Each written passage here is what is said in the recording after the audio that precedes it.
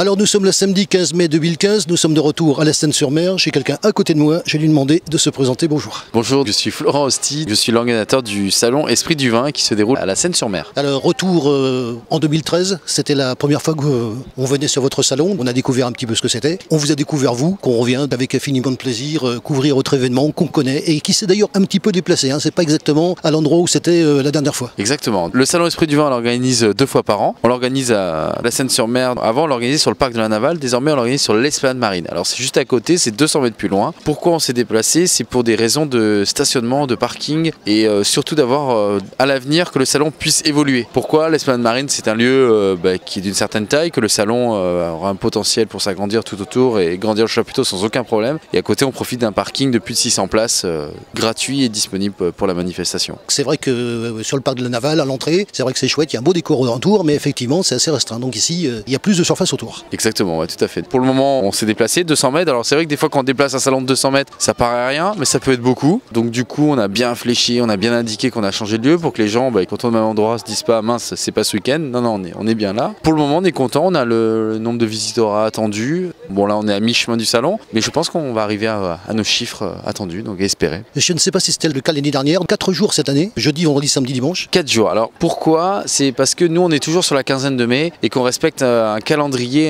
le calendrier des salons. C'est-à-dire qu'on a nos exposants qui font plusieurs salons dans toute la France. On se positionne entre organisateurs de salons et donc nous on respecte la quinzaine de mai. Et là cette année on tombe sur le jeudi qui est férié. Du coup on était obligé d'ouvrir le jeudi. C'est une fois sur deux, une fois sur trois. On est obligé d'ouvrir un Pentecôte ou l'Ascension, ça tourne et voilà, on est obligé. On se cale en fonction de ça. Ça fait un jour de plus.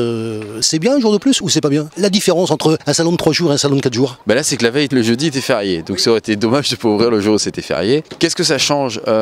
Difficile de juger. Il y en a qui peuvent penser que ça peut étaler le nombre de visiteurs. On peut peut-être en gagner un petit peu plus. Je dirais que c'est un léger gain de faire sur 4 jours, mais bon, faut pas oublier que c'est une période cruciale pour les vignerons. C'est une période où ils ont beaucoup de travail dans la vigne, donc pour eux, par rapport au peu de temps qu'ils ont, et ils sont en train de courir justement en ce moment derrière leur vigne, c'est mieux 3 jours pour eux. Alors justement, on va parler des exposants qu'on a plaisir à revoir. Inutile de vous le dire que je les croise régulièrement. Vous savez qu'il y a une partie photo dans ce reportage. Alors il y a le son effectivement, il y a la partie photo. On passe les voir, on leur dit bonjour. Il y a ce contact permanent, vous le savez. C'est un contact qui moi me bouleverse assez. Je veux le dire parce que vous le savez, je vous l'ai jamais caché, je suis un grand sentimental et au sens où on retrouve des gens qu'on a connus une dernière fois avec qui des affinités se sont créées puisqu'à force d'aller sur leur stand, de les voir, de leur dire bonjour, de parler avec eux, bien sûr. On ne prend pas les photos en catimini, on parle, on a un contact direct avec les exposants. Vous devez bien vous douter que, comme vous, à un autre échelon, mais moi j'ai un contact et ce contact, il est touchant. Oui, tout à fait. Non, il y a beaucoup de contacts de positifs et sur le salon des vins, il y a une bonne ambiance et c'est vrai qu'on la travaille. Rien qu'on voit avec la campagne de communication, avec les vignerons composés eux-mêmes dans les tonneaux. Donc il y a une bonne ambiance et c'est vrai qu'on estime que c'est très important pour le salon et on le travaille, c'est-à-dire la bonne ambiance et la bonne entente entre les exposants, ce qui fait vivre le salon et ça se ressent pour les visiteurs. Qu'on voit quand il y a une bonne ambiance et qu'on sent une énergie positive sur l'événement, ouais, tout à fait. Ça se ressent pour les visiteurs et ça se ressent pour les visiteurs professionnels qui viennent les voir et qui vous suivent régulièrement. On a des gens qu'on revoit sur ce salon, on a des gens qu'on revoit ailleurs, qu'on revoit chez vous, des gens qu'on voit chez vous, qu'on voit ailleurs, et puis il y a toujours des petits nouveaux, quoi.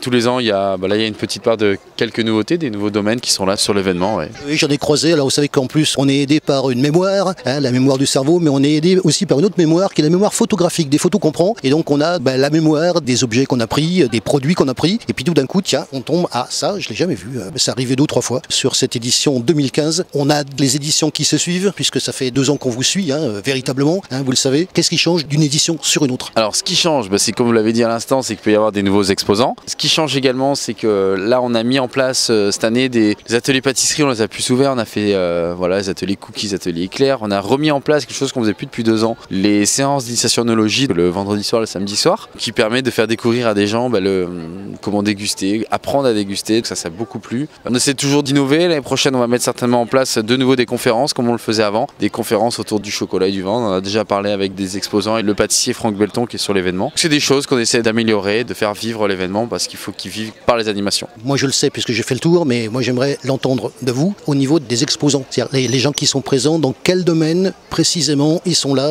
un petit éventail sonore de la part de l'organisateur, des exposants qui sont là. On a des exposants de toute la France. On a 70% en vin et 30% en gastronomie. Les exposants en vin représentent de manière... Si vous me permettez, justement, la précision est importante. Les gens qui viennent aussi de l'extérieur, qui viennent et qui reviennent. Vous voyez que la question n'est pas innocente. Hein. Tout à fait.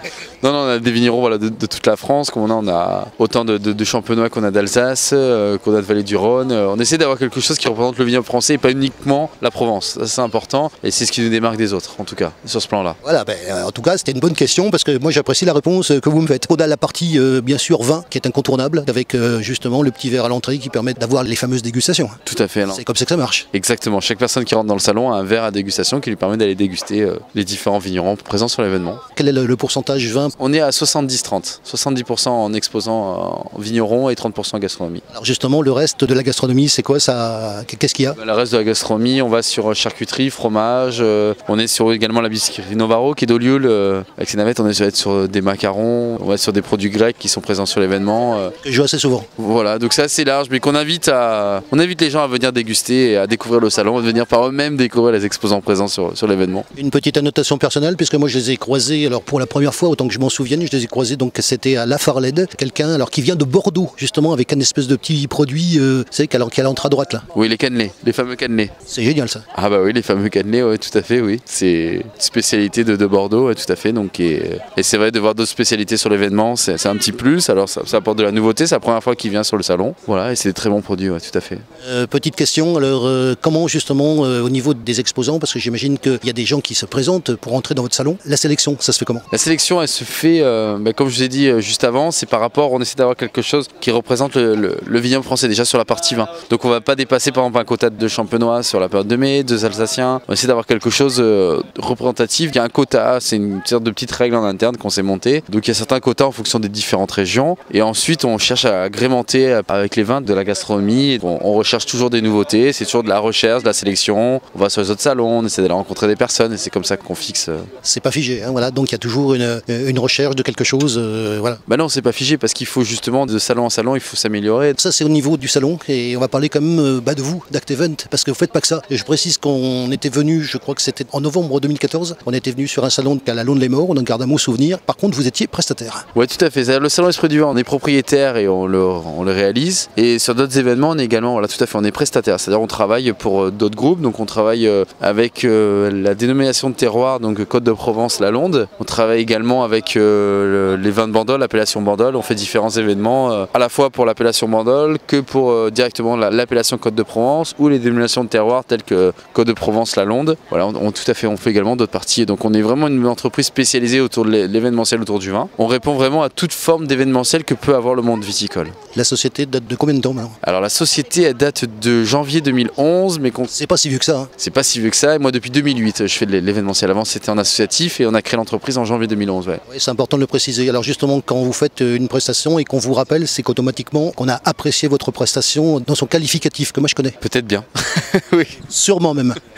Peut-être bien, oui, certainement. Moi je vous connais parce que vous le savez, donc vous avez donc un cachet, vous savez que je fais les salons, hein, c'est pas un secret de vous dire ça, donc il y a l'image qui est renvoyée à la fois par le salon, c'est-à-dire la structure même, à la fois par les exposants, à la fois par votre décoration, votre mise en scène, on peut parler de ça, hein. Et donc vous avez, vous me l'enlèverez pas de l'idée depuis le temps que je vous connais, ça fait 2 ans, hein, 2 ans et demi, presque 3 que je vous connais maintenant, vous avez votre cachet, c'est indiscutable. On essaye toujours de se démarquer, de faire des nouveautés, de faire de la mise en scène comme vous avez parlé à l'instant, de mettre en avant voilà, sur différents événements, travailler sur les décors et autres. Ouais. Moi j'ai un exemple tout à fait, alors pas au niveau de la scène, mais au niveau de la Londe-les-Morts, où vous aviez ce patio central avec du sable et tout, c'est quand même, je sais pas si il y a que vous qui faites ça, mais enfin, fallait le trouver déjà. Oui, c'était l'idée de communiquer avec les vins de la Londe et de créer un espace plage au centre de l'événement, parce que pour nous, les vins de la Londe, c'était vraiment ce qui pour nous les met en avant avec leur fameuse plage qu'ils ont, donc c'était de jouer là-dessus, c'était un événement d'hiver en plus, donc on s'est dit de retrouver les plages en hiver, ça peut être intéressant pour les différents visiteurs. Alors autre chose, on en terminera puisque on est sur, vous savez qu'il y a différents salons, il y a les salons extérieurs, il y a les salons intérieurs, style par exemple Espace 3000, où on est à l'intérieur d'une salle municipale avec une équipe. Vous avez choisi la formule un petit peu entre les deux, c'est-à-dire que c'est vous qui montez votre propre chapiteau, donc automatiquement il y a un certain nombre de gens qui montent tout ça, qui arrangent tout ça. Vous êtes combien?